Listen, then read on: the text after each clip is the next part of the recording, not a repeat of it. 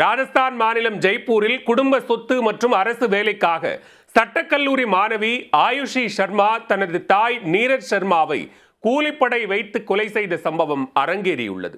பெற்ற தாயை திட்டம் போட்டு கொல்லும் அளவுக்கு அவர்களுக்குள் நிகழ்ந்தது என்ன? ராஜஸ்தான் மாநிலம் ஜெய்ப்பூரில் உள்ள பிரதாப் நகர் பகுதியைச் சேர்ந்தவர் நீரஜ் சர்மா. இவரது கணவர் அண்மையில் விபத்து ஒன்றில் சிக்கி பரிதாபமாக உயிரிழந்தார். இதையடுத்து கணவர் ஜெய்ப்பூர் நீதிமன்றத்தில் பணியாற்றி வந்த கிளர்க் வேலை கருணை அடிப்படையில் மனைவி நீரஜ் சர்மாவிற்கு கிடைத்தது. இந்த நிலையில்தான் ஜெய்ப்பூரின் பிரதாப் நகர் பகுதியில் கடந்த சில நாட்களுக்கு முன்பு நடந்த மற்றொரு விபத்தில் நீரஜ் சர்மா பரிதாபமாக உயிரிழந்தார். இந்த சம்பவம் ஆரம்பத்தில் ஒரு சாதாரண விபத்து என்றே கருதப்பட்டது. ஆனால் அடுத்தடுத்து கணவன் மனைவி இருவரும் எப்படி ஒரே மாதிரி விபத்தில் உயிரிழந்தனர் என்பது குறித்து போலீசாருக்கு சந்தேகம் எழுந்தது. இதில் ஏதேனும் சதிச்செயல் இருக்குமா என்பது குறித்தும் போலீசார் விசாரிக்க ஆரம்பித்தனர்.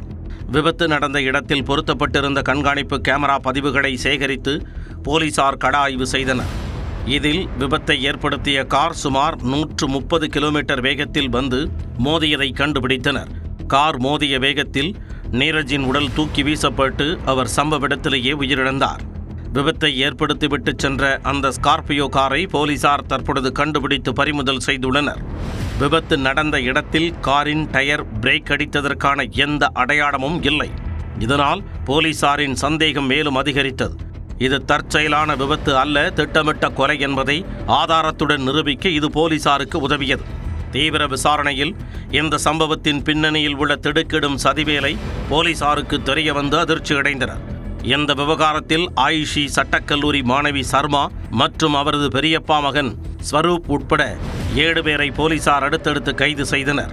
இதில் கைதான ஆயுஷி சர்மா உயிரிழந்த நீரஜ் சர்மாவின் மகளாவார். ஆயுஷின் தந்தை நீதிமன்ற எழுத்தராக பணியாற்றி வந்தார். அவர் இறந்த பிறகு அவரது அரசு வேலை கருணை அடிப்படையில் குடும்ப உறுப்பினருக்கு வழங்கப்பட இருந்தது. ஆயுஷி அந்த பாதுகாப்பான அரசு வேலையை தான் பெற விரும்பினார்.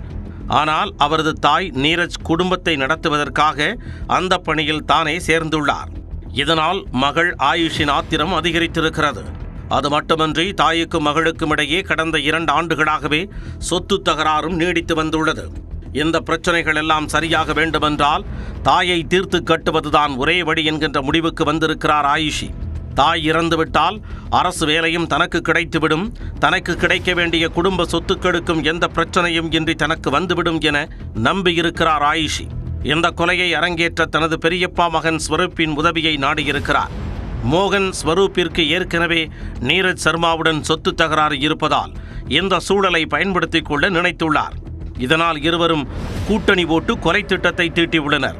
இந்த கொலைக்காக உறவினர் பால்ராமுடன் சேர்ந்து பாரத்பூரைச் சேர்ந்த கூலிப்படை தலைவன் ஹேமந்த் சர்மாவிடம் 7 லட்சம் ரூபாயை கொடுத்து நீரஜை கொல்ல ஒப்பந்தம் செய்தனர். அதன் பிறகு கூலிப்படையினர் தொடர்ந்து 1 மாதமாக நீரஜின் அன்றாட நடவடிக்கைகளை கண்காணிக்க ஆரம்பித்தனர்.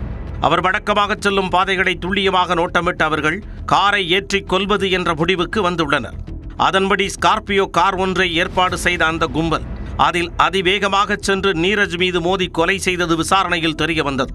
இந்த கொலையை விபத்து போல சித்தரிக்க முயன்ற போதும் போலீசாரின் சந்தேக வலையில் சிக்கிய கொலை கும்பல் கூண்டோடு சிக்கிவிட்டது.